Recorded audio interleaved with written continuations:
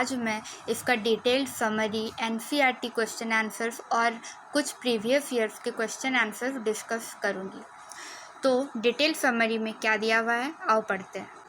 Dust of Snow is an awful poem of nature by Robert Frost. In this poem, a symbolic incident is present. Dust of Snow एक बहुत ही सुंदर प्रकृति से related एक poem है जो कि रॉबर्ट फ्रॉस्ट के द्वारा लिखा गया है। रॉबर्ट फ्रॉस्ट इस पोएम में अपने एक घटना के बारे में लिखते हैं। The poet is standing under a hemlock tree. He is in a sad mood. He thinks that his day has been lost. Then a crow shakes the hemlock tree and the dust of snow falls on him.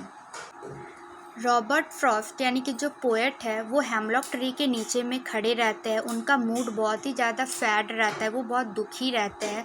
तभी क्या होता है, वो सोचते हैं कि उनका दिन पूरी तरह से बर्बाद हो चुका है, ख़राब हो चुका है। तभी एक कौवा हेमलॉक ट्री के ऊपर में आके बैठता है और हेमलॉक ट्री के ऊपर में जो डस्ट ऑफ स्नो था वो पोएट के ऊपर में आकर गिरता है। This little incident brings about a sudden change in the state of the poet's mind. His mood has changed. ये छोटी सी बर्फ, डस्ट ऑफ स्नो की गिरने की घटना, ये बहुत छोटी सी घटना थी, लेकिन ये पोएट का माइंड को पूरी तरह से चेंज कर दिया, पूरी तरह से उनके मन को हैप्पी कर दिया। और पोएट सोचने लगा कि उनका जो बाकी का दिन है वो बच गया।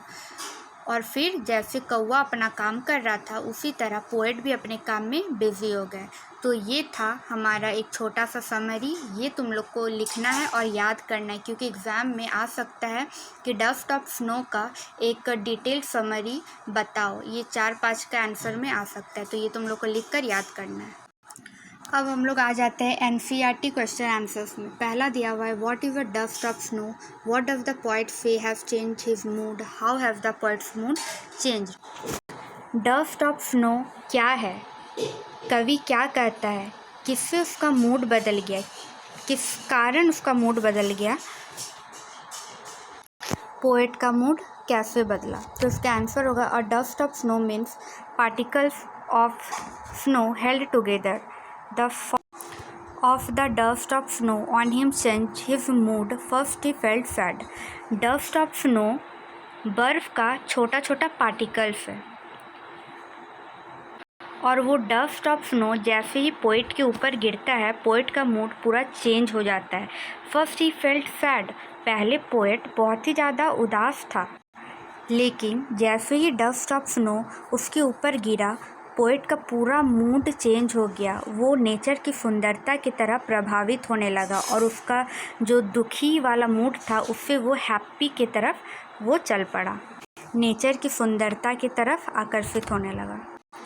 2 में, how does Frost present nature in this poem, the following questions में help you to think and answer. जो रॉबर्ट फ्रॉस्ट जो थे वो नेचर को इस पोएम में कैसे प्रेजेंट कर रहे हैं, नीचे कुछ क्वेश्चंस दिया हुआ है, वो शायद हमारी मदद कर सकता है ये जानने के लिए।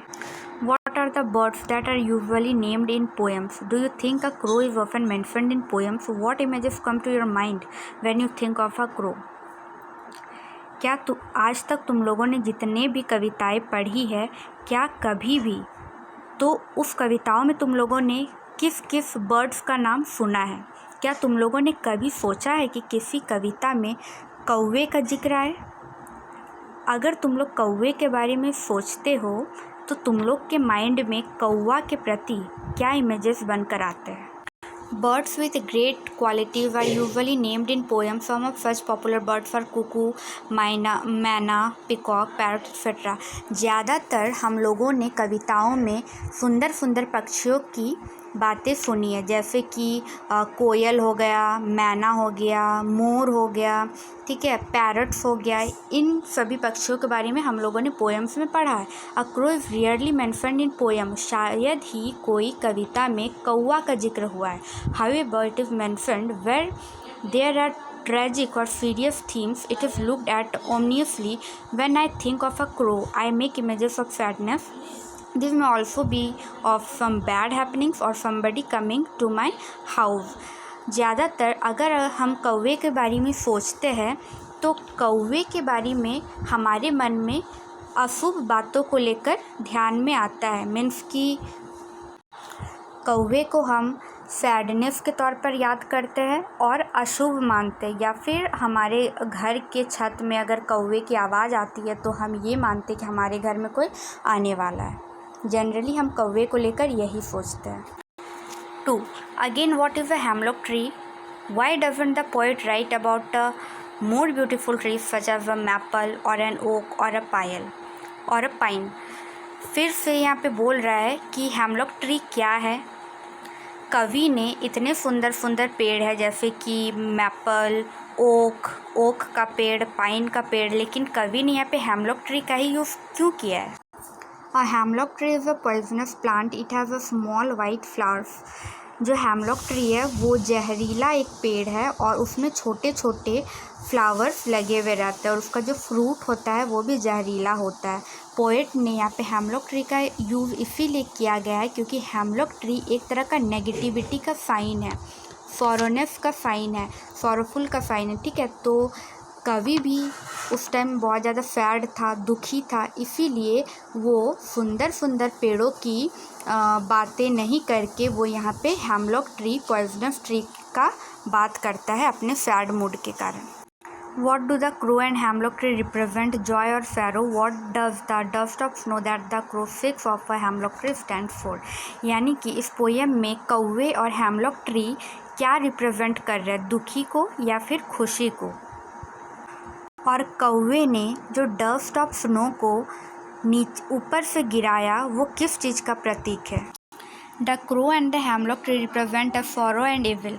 कौवा और हेमलॉक ट्री एक दुख का प्रतीक है और अशुभ चीज़ों का प्रतीक है। डस्ट ऑफ स्नो जो है वो एक नेचुरल थिंग है। ठीक है, उस नेचुरल थिंग से पोएट को खुशी का अनुभव हुआ, तो हम छोटे से छोटे चीज़ों से भी खुश हो सकते हैं। कोई ज़रूरी नहीं कि खुश रहने के लिए बड़े बड़े चीज़ों की ज़रूरत होती है। जिस तरह पोएट ने एक छोटे से डस्ट ऑफ स्नो को फील करते हुए अपना पूरा मूड को चेंज कर लिया, उसी तरह हमें भी उनसे सीख लेकर छोटे से छोटे चीज़ों से खुशी होना चाहिए।